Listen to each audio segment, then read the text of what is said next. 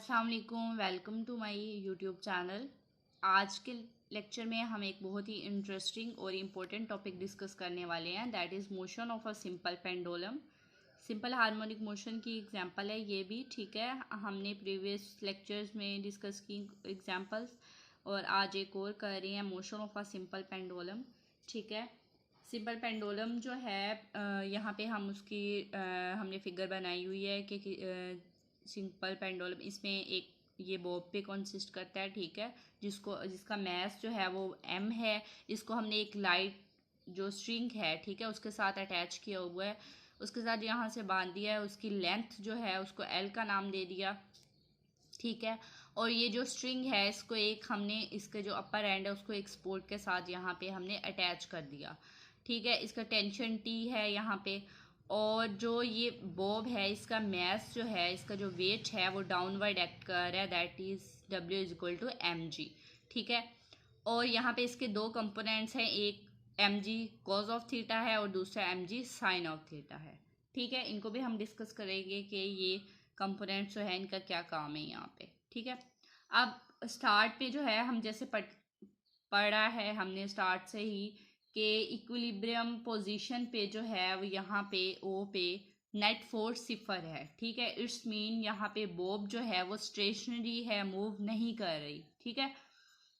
अगर हम इस बॉब को एक एक्सट्रीम पोजीशन ए पे लेके आते हैं, ठीक है, तो नेट फोर्स जो है वो 0 नहीं रहेगी। ऑब्वियसली हमें कोई ना कोई फोर्स अप्लाई की तभी वो इस ए पॉइंट पे आएगा, ठीक है। अब अगर हम कहें कि हमने इस बॉब को इस एक्सट्रीम पोजीशन पे लेके आए, ए पे इस पॉइंट पे लेके आए, तो जो स्ट्रिंग जो है, ठीक है, ये जो स्ट्रिंग है ये भी मूव कर रहा है, ठीक है। हम कहें कि अगर इसके अलोंग जो है फोर्स एक्ट कर रही है, तो ऐसा नहीं है, ठीक है, क्योंकि यहाँ पे जो टेंशन है इस स्ट्रिंग के अंदर टेंशन T है वो, और यहाँ पे इस वेट का जो कंपोनेंट है mg कॉज ऑफ थीटा, ये दोनों आपस में क्या करेंगे, एक दूसरे को कैंसल आउट कर देंगे, जिसकी वजह से यहाँ पे इस स्ट्रिंग के अलोंग कोई भी मोशन नहीं हो रही, ठीक है। तो जो हमारा दूसरा कंपोनेंट है यहाँ पे mg साइन ऑफ थीटा, वो यहाँ पे इसकी डायरेक्शन जो है वो इस ओरिजिन की तरफ है, इस पॉइंट की तरफ है, ठीक है, जो यहाँ पे as a restoring force act कर रहा है, ठीक है। इस रिस्टोरिंग फोर्स की वजह से बॉब क्या करेगी, जब हम इस ओ से ए पे लेके आएंगे, ठीक है, तो रिस्टोरिंग फोर्स की वजह से ये ए से दोबारा अपनी इस पॉइंट ओ की तरफ मूव करना शुरू कर देगा, ठीक है। ओ की तरफ मूव करते हुए इसकी जो वेलोसिटी है वो क्या होगी, इंक्रीज होना स्टार्ट हो जाएगी, और इस पॉइंट पे आके जो है इसकी वेलोसिटी मैक्सिमम होगी, जिसकी वजह से ये इनर्शिया की वजह से यहाँ से ये किसी और पॉइंट बी की तरफ मूव कर जाएगा, ठीक है।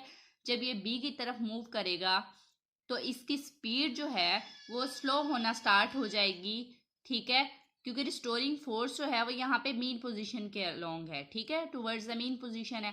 तो ओ से बी की तरफ जाते हुए इसकी स्पीड स्लो होना स्टार्ट हो जाएगी, ठीक है। वेलोसिटी स्लो होते होते यहाँ पे बी पे आके इसकी वेलोसिटी 0 हो जाएगी, ठीक है। अब क्या होगा कि यहाँ पे जो है वो, क्योंकि हमने कहा कि restoring force mg sine of theta यहाँ पे as a restoring force act कर रहा है, ठीक है, और ये किसके है, मीन पोजीशन के अलोंग है, ठीक है। तो due to this force bob जो है वो अगेन इस ओ की तरफ, इस पोजीशन की तरफ मूव करना स्टार्ट कर देगा, ठीक है। इसी तरह से जो है ये बॉब अपनी टू एंड फ्रो मोशन जो है वो कंटिन्यू करता है अलोंग द मीन पोजीशन, ठीक हो गया। अब हमने कहा कि ए से ओ की तरफ आते हुए इसकी स्पीड जो है वो क्या होगी, ज्यादा होना स्टार्ट हो जाएगी, ठीक है। फिर क्या होगा, अब ए से ओ की तरफ आते हुए अगर इसकी स्पीड ज्यादा हुई तो इसका जो एक्सेलरेशन है, ठीक है, वो भी टूवर्ड्स द मीन पोजीशन होगा, इस ओ के अलोंग होगा, ठीक है। अगर हम कहें फिर अगर सिमिलरली ओ से ये बी की तरफ मूव करता है तो इसकी जो वेलोसिटी है, हमने कहा इसकी स्पीड जो है वो क्या होती है, डिक्रीज होना स्टार्ट हो जाती है, ठीक है। अब रिस्टोरिंग फोर्स की वजह से ये, क्योंकि वो अलोंग द मीन पोजीशन है, तो ये अगेन जो है वो इसकी तरफ मूव करना स्टार्ट कर देता है, बी से दोबारा ओ की तरफ, ठीक है। सो ये हमने देख लिया कि किस तरह से motion of a simple pendulum जो है वो एक सिंपल हार्मोनिक मोशन है। ठीक है। अब हमने ये प्रीवियस जो था लेक्चर उसमें भी ये चीज़ डिस्कस की कि फोर्स जो है, नेट फोर्स एक्ट कर रही है, ठीक है, इस पे वो डायरेक्टली प्रोपोर्शनल होती है डिस्प्लेसमेंट के। ठीक है, फ्रॉम द मीन पोजीशन। ठीक है, मीन पोजीशन से।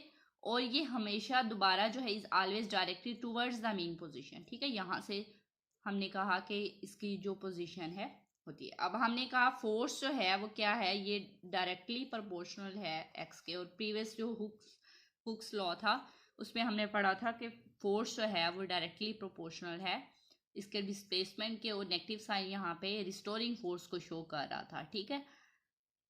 सो अगर हम कहें कि अगर ऑब्जेक्ट जो है वो किसी भी फिक्स पॉइंट के अराउंड जो है अपनी टू एंड फोर मोशन कर रहा है, तो इसका एक्सेलरेशन जो होगा वो भी डायरेक्टली प्रोपोर्शनल होगा उस डिस्प्लेसमेंट के। ठीक है, from the mean position that is always directly towards the mean position. ठीक है, तो एक्सेलरेशन जो है वो भी डायरेक्टली प्रोपोर्शनल होगा डिस्प्लेसमेंट के। ठीक हो गया। सो ये दोनों पॉइंट्स क्लियर हो गए कि जो फोर्स है वो डायरेक्टली प्रोपोर्शनल है डिस्प्लेसमेंट के। सो एक्सेलरेशन जो है वो भी टूवर्ड्स द मेन पोजीशन है, तो ये डायरेक्टली प्रोपोर्शनल है इस डिस्प्लेसमेंट के। ठीक है। अब अगर हमने टाइम पीरियड निकालना हो, टाइम पीरियड का जो फार्मूला है हमारे पास सिंपल पेंडुलम के लिए, तो हमारे पास P is equal to 2πL/g। L यहाँ पे हमारे पास क्या है, स्ट्रिंग की लेंथ है। ठीक हो गया। तो नेक्स्ट ये फार्मूला भी हम अपने प्रॉब्लम को सॉल्व करने के लिए यूज़ करेंगे। ठीक है, जो हमने टॉपिक को डिस्कस किया उसका कह लें कुछ इंपॉर्टेंट फीचर्स हैं जो इसके सिंपल हार्मोनिक मोशन के, वो इस तरह से समराइज हम उसको कर लेते हैं कि जो सिंपल हार्मोनिक मोशन है वो हमेशा जो है एक फिक्स्ड पॉइंट के अराउंड ही हो रही होती है। ठीक है, always vibrate about a fixed position. ठीक है, फिक्स्ड पोजीशन के जो है अबाउट ही हो रही होती है। सो इसका एक्सेलरेशन जो है वो क्या है, directed always the mean position. ठीक है, इसका जो एक्सेलरेशन है वो भी always directed towards the mean position. और जो मैग्नीट्यूड है इस एक्सेलरेशन की वो डायरेक्टली प्रोपोर्शनल है डिस्प्लेसमेंट के, जो क्या होता है उसकी मीन पोजीशन से होता है। ठीक है, मीन पोजीशन से जैसे हमने कहा, और always directly towards the mean position. उसके बाद हम इसका क्या मतलब हुआ कि जो एक्सेलरेशन है वो मीन पोजीशन पे यहाँ पे 0 होगा। और किसी अगर एक्सट्रीम पॉइंट पे जाते हैं, फॉर एग्जांपल यहाँ पे बी पे चले ही जाएं आप, ठीक है, तो इस एक्सट्रीम पॉइंट पे या मैक्सिमम जो होगा इसका पॉइंट यहाँ पे, उस पे इसका एक्सेलरेशन जो है वो क्या होगा, मैक्सिमम होगा। ठीक है, और यहाँ पे जो है वो मीन पोजीशन पे क्या होगा, 0 होगा। अगर हम वेलोसिटी की बात करें, हमने कहा कि वेलोसिटी जो है क्या होती है, इसकी मैक्सिमम होती है मीन पोजीशन पे। ठीक है, उसका ऑपोजिट है कह ले, जो इसकी वेलोसिटी होगी, ठीक है, वो इस मीन पोजीशन पे, लेट्स सपोज इस फिक्स पॉइंट है ये ओ है। ठीक है, यहाँ पे वेलोसिटी जो है वो क्या होगी, मैक्सिमम होगी। ठीक है, और एक्सट्रीम पॉइंट पे जाके फॉर एग्जांपल ये बी पे पहुंच के यहाँ पे इसकी वेलोसिटी 0 हो जाएगी। ठीक है, 0 हो जाएगी। ठीक है, क्लियर हो गया। अब अच्छा, अब आगे कुछ हमारे पास बेसिक जो है वो टर्म्स हैं, ये नेक्स्ट भी यूज़ होंगी, सिंपल हार्मोनिक मोशन में यहाँ यूज़ हो रही हैं।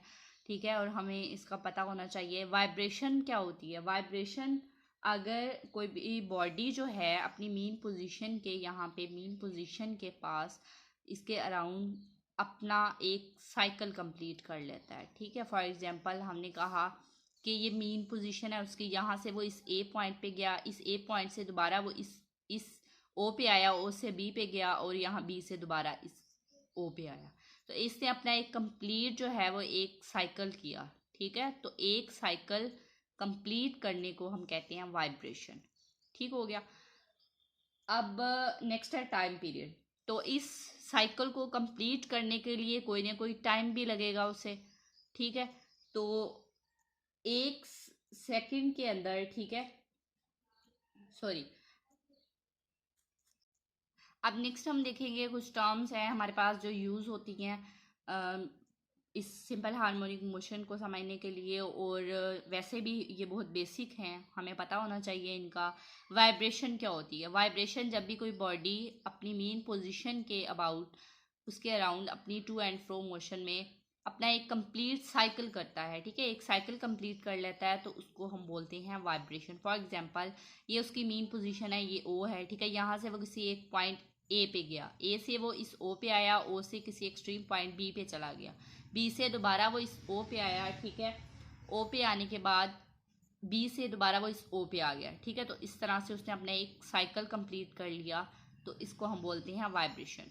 नेक्स्ट है टाइम पीरियड। अब इस वाइब्रेशन को कंप्लीट करने के लिए कोई ना कोई टाइम भी लगेगा, ठीक है, तो जो टाइम लगेगा इस साइकिल को कंप्लीट करने के लिए बॉडी को, उसको बोलते हैं टाइम पीरियड, ठीक है, टी से इसे शो करते हैं।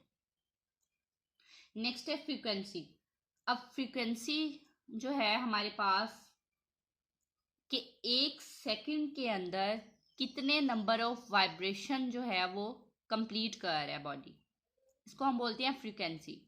फॉर एग्जांपल एक बॉडी है, इसकी मेन पोजीशन है, उसने अपना एक साइकिल कंप्लीट किया, ठीक है, फिर उसने दूसरा किया, मतलब एक सेकंड का टाइम है उसके पास, एक सेकंड में उसने कितने वाइब्रेशंस कंप्लीट की, ठीक है, तो इसको हम बोलते हैं फ्रीक्वेंसी, और इसको हम डिनोट करते हैं एफ से। इसका यूनिट है हमारे पास हर्ट्ज,